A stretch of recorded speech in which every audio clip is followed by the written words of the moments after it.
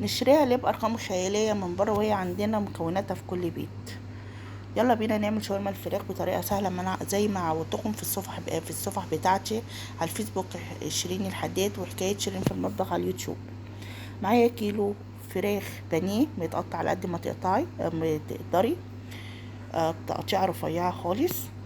معايا اللهم صل وسلم عليك يا أشرف المرسلين، معايا حبهان، جوز الطيب، ورق لورا، معايا اللهم صل على النبي فلفل اسود، معايا بهارات شاورما فراخ، معايا ملح، معايا روزماري، معايا زعتر، معايا حبهان، معايا ورق لورا مطحون، معايا في الاخر توم بودر وبصل بودر. كل اللي متاح عندك حطيه. وحطيت اللهم صل على النبي صويا صوص، وحطيت بابريكيو، وحطيت معلقه توم فريش، وانا كنت حاطه بودر، وحطيت بابريكيو اللي بحطه اهوت، وربع كوبايه زيت، والمفروض كوبايه زبادي اللي ما تسجلتش عندك الزبادي حطي ربع كوبايه لبن. المهم بيضطري الانسجه بتاعت الايه، حته الفراخ معاكي او حته اللحمه معاكي. قلبي كل الحاجات الحلوه دي وحطيها في التلاجة على الاقل 3-4 ساعات. انا خلصت اللي ورايا تمام، وطلعتها. حطيت معلقتين زيت على البوتاجاز، سخنت الزيت كويس، ونزلت عليها بالتوابل بتاعتي. حطيت عليها شويه فلفل اسود تاني، وحطيت شويه شطه تمام، وقلبتها اديتها تشويحه حلوه كده.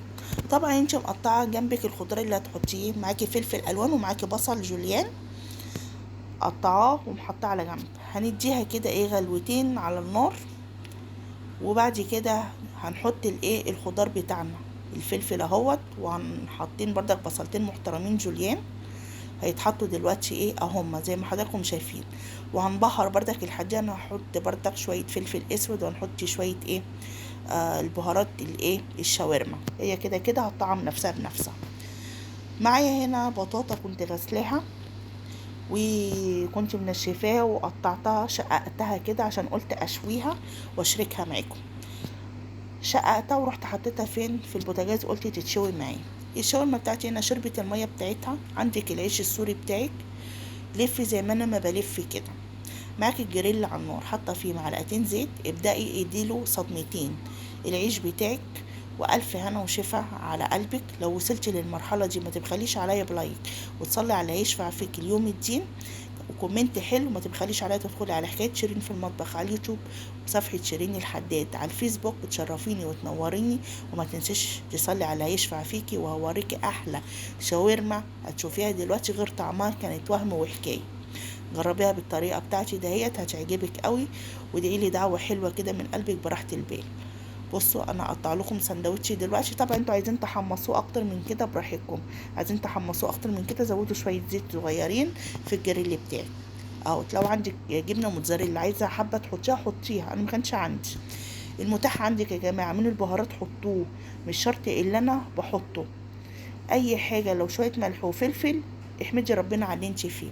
ادي البطاطا بتاعتي بعد ما استوت وريتها لكم، كانت جميله وطعمها حكايه. وادي وحمرت شويه بطاطس، وده كان الاكل بتاعي والغدا بتاعي. صحتين وعافيه وهنا، ويا رب اكون